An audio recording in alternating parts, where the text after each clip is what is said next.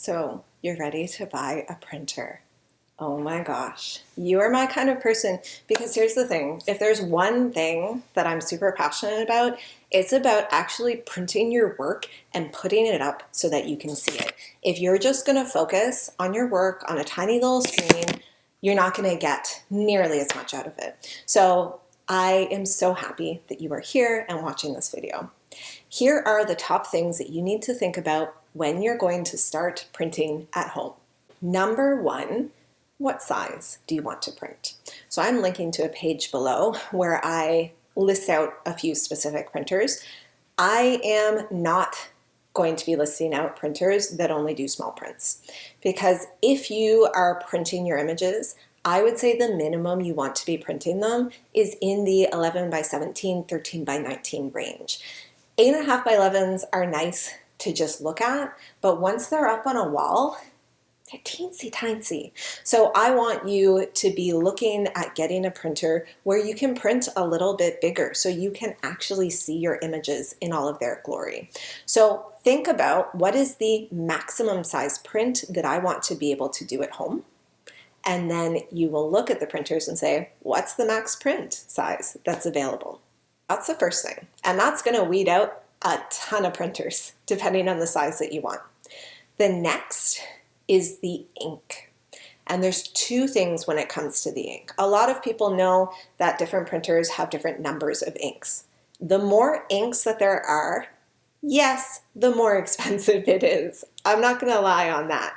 But the better quality your print is. It's like asking a painter to take only 4 paints and recreate this beautiful, stunning Technicolor scene, and then instead giving them 11 paints and being like, okay, well now what can you do with it? It's the same idea with a printer. But the thing that you might not have thought about before is, how are those inks made? And this is a key factor when we are looking at purchasing a printer. You can get printers that have inks that are dye-based or inks that are pigment-based. Dye-based inks are going to be laid down onto the paper and they are going to dye the paper. That means dye-based inks are changing the chemical structure of the paper. Pigment-based ink, it lays down the ink and the ink adheres to the paper, but it sits on top. It does not change the structure of the paper. Maybe you can see where I'm going with this. Dye-based inks are a destructive process. They will break down over time. So dye-based inks are what we call non-archival. Pigment-based inks are not actually changing the structure of anything. So pigment-based inks are archival and they will last and stand the test of time. So the question you have to ask yourself here, are these prints just nice prints to have around? Dye-based is fine. Are these fine art? I want them to last forever. This is an heirloom. Pigment-based. And based on the way I'm talking here, you can probably guess that dye-based is less expensive, pigment is more expensive. Personally, I have both. I have a dye-based printer to do things like 4x6s for my son's class or 8.5 by 11s to do whatever. And then I have a pigment-based printer, which is what I produce all of my fine art work on, because that work is meant to last a lifetime. I am linking to a page below where I give you specific printers. Now I'm recommending Canon printers because I have Canon. The other brand that I recommend you look at is Epson. The only two brands that I recommend for doing printing photographs are Epson and Canon. I don't recommend any of the other brands for it specifically. There is Hewlett-Packard and they have some okay printers, but I wouldn't go into that system. Either choose Canon or choose Epson. They're both fantastic. I personally have Canon, therefore it's what I know best, and that's why that's what I'm recommending. Once we choose our printer, then we need to choose our paper. So first up, what is this paper for? Is this paper just for prints that are going to be held and looked at? Is this paper for maybe putting up in a frame on the wall?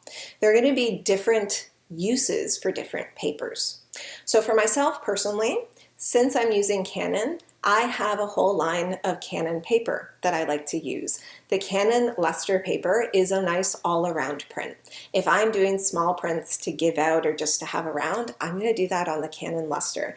It is built by Canon, it works well with Canon, and it's just a nice all-around paper. But once I get into wanting to print other things, then my needs kind of shift and change. And so you have to think about, what exactly is this print going to be used for? What are the applications for it? Once we have an idea of what we want this paper to be used for, then we can get into the three things, the three characteristics of paper and what they're useful for.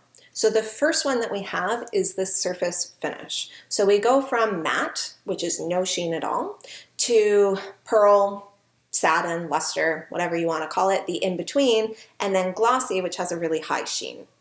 So matte is super useful for if I'm going to be framing, because matte doesn't have any reflectivity in it, therefore it's not going to be competing when it's put under glass. Glossy, not so good for being put under glass because you're going to have multiple reflections depending on the way that light is hitting it.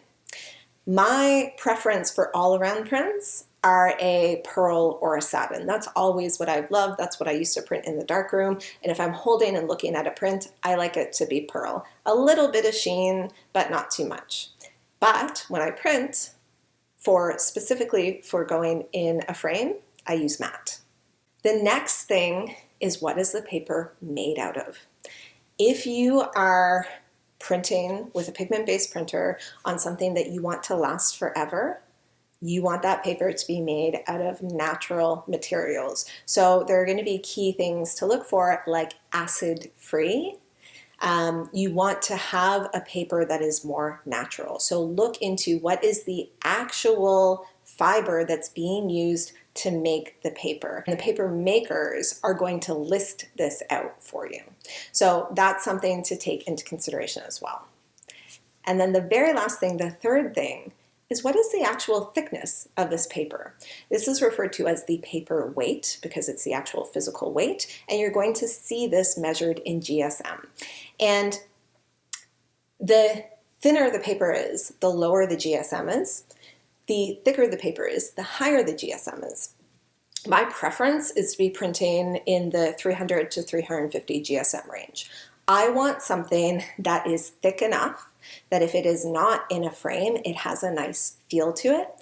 And if it's in a frame and it's not mounted or put on backing, I don't want it to crinkle. So my preference is to be in at least 300 GSM. Do note, as you go up and you go higher and they get thicker and thicker, that can be more difficult for your printer to handle and can mean that your printer has more errors, you waste more paper and waste more ink. So something to take into consideration as well. And then the last thing are accessories. So there's all kinds of places you can go with this. Matting your frames. So you can buy pre-cut mats, or you can buy mat board, and then you can buy things that actually cut your mat board for you. There are varnishes that you can put onto your prints. Hahnemühle and Moab both make a really nice varnish that you can spray onto your prints, and it just gives them added protection. If you want to be signing your prints, this is something that people talk a lot about. So using a graphite pencil is the absolute best, because that graphite just actually sits on top of the print. It's not changing everything. But you can't use that on a luster or a glossy. So I have a link in the printer page on my website to pens that I use. I've used them forever since I've been in art school. They're Micron pens. They're archival. But with anything that is changing something, like an ink that's interacting, you do have to take that into consideration, that over time it could bleed, it could change. So that is printers. Pick out your printer, pick out your paper, get all the other little bits you need to go, and then start making stuff and putting it up on your frickin' walls. And when you do, send me a picture of a picture that's printed, please, because I would love to see it.